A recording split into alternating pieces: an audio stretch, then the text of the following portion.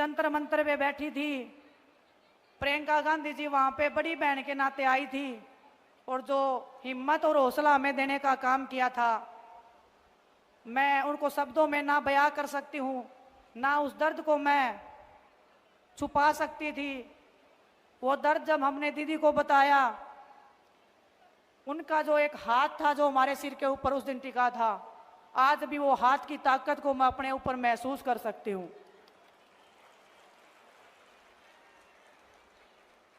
बचपन से लेकर अभी तक जो संघर्ष मैंने स्टार्ट किया था, आज भी उस संघर्ष में मैं चल रही हूं और इस संघर्ष में पूरा देश मेरे साथ में कंधे से कंधा मिलाकर खड़ा रहा है। आप जितने भी हमारे बड़े बुजुर्ग, जो नौजवान युवा साथी हैं, जो ऊर्जा आप लोगों ने मेरे को दिखाई है, इतने कम समय में आपने मेरे को जो अपना बनाने का जो काम किया है, कुश्ती के क्षेत्र में जो मान सम्मान, जो प्यार आपने मुझे दिया है, मैं उसका विश्वास दिला के आपको कहती हूँ, आपके हर दुख और दर्द में हमेशा मैं आपसे 2 कदम आगे रह के आपको बचाने का, आपके हकों के लिए लड़ने का हमेशा मैं काम करती रहूंगी। एक किस्सा और बताना चाहती हूँ मैं आपको।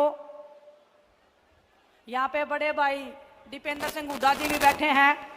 जब जंतर मंतर पे हम लड़ाई लड़ रहे थे, एक रात की बात है, जब हमारी पुलिस वालों से झगड़ा हो गया था, भाई साहब पैदल पैदल अपने घर से भागे आए थे हमें देखने के लिए कि मेरी बहनें ठीक है कि नहीं है।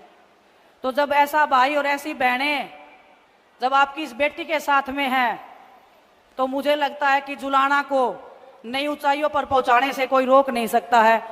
पूरी ताकत और ईमानदारी से, जिस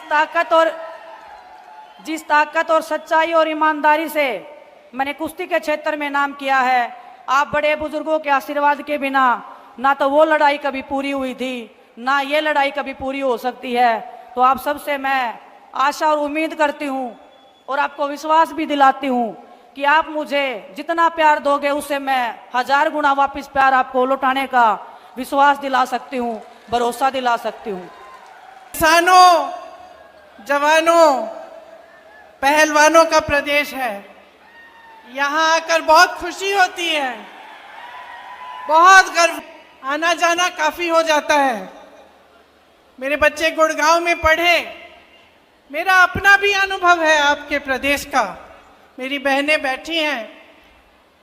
कुछ सालों पहले, लगभग 8 साल पहले, मेरी बेटी शायद 15-16 साल की थी, तब वो हरियाणा प्रदेश के लिए बास्केटबॉल खेली। तो वो भी खेल कूद में तेज है। जब उसको यहाँ आना था एक कैंप के लिए, सर्दी का समय था, मैं भेजना चाह रही थी कि जाए, बाकी बच्चों के साथ अच्छी तरह से खेले, सीखे। तो मैंने कहा मैं छोड़ आती हूँ। मैं यहाँ आई, सोनेपत के पास एक जगह थी जहाँ पे स्कूल में एक कैंप था, कोचिंग का कैंप था। तो सुबह छोड़ना था और शाम को बेटी को घर ले जाना था। तो मैंने सोचा अगर मैं कैंप में जाऊंगी तो सबको पता चलेगा कि ये किसकी बेटी है। तो मैंने सोचा कि इससे अच्छा मैं थोड़ा दूर उसको छोड़ देती हूँ और वो चली जाएगी और शाम को मैं आके ले लूंगी, तो किसी को पता नहीं चलेगा कि मेरी बेटी है, सब की तरह समान तरह से उसके साथ व्यवहार होगा। तो मैंने बेटी को छोड़ दिया सुबह पाठशाला में।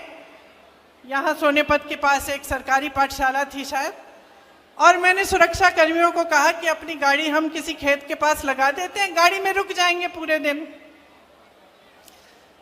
तो बैठी थी मैं गाड़ी में, कुछ 1-2 किलोमीटर दूर था पाठशाला से, और मैंने खेतों में देखा कि एक दादाजी खेत में काम कर रहे हैं। तो मैंने सुरक्षा कर्मियों को कहा आप यहीं ठहरो, मैं जाके जरा बात करती हूँ। मैं चली गई खेत में। उन्होंने मुझे पहचाना नहीं, सुरक्षा कर्मी दूर थे। बातचीत हुई, मैंने कहा मुझे सिखा दीजिए कटाई करना। कटाई कर रहे थे तो थोड़ा सिखाया मुझे, थोड़ी सी कटाई मैंने उनके साथ कर ली। उन्होंने सोचा होगा ये शहर की लड़की है, थक गई होगी, धूप बहुत है, तो कहा कि बेटा घर चलो मेरे साथ, घर में चाय पिलाएंगे, थोड़ा सा आराम कर लेना। मुझे भी लगा कि पूरे दिन इंतज़ार करना है, तो चलो इन्हीं के घर चले जाती हूँ, दादू जी के साथ चली जाऊंगी, वहीं बैठ जाऊंगी, पूरा दिन इंतज़ार करना है मुझे। तो दादू के साथ मैं घर चली गई। मुझे घर ले गए अपने, घर में दादी जी थी, छोटे छोटे बच्चे थे, बहुएं थी, मुझे खाना खिलाया है। उसी का प्रतीक ये मेरा एक छोटा सा रिश्ता जो इस एक परिवार के साथ है वो है।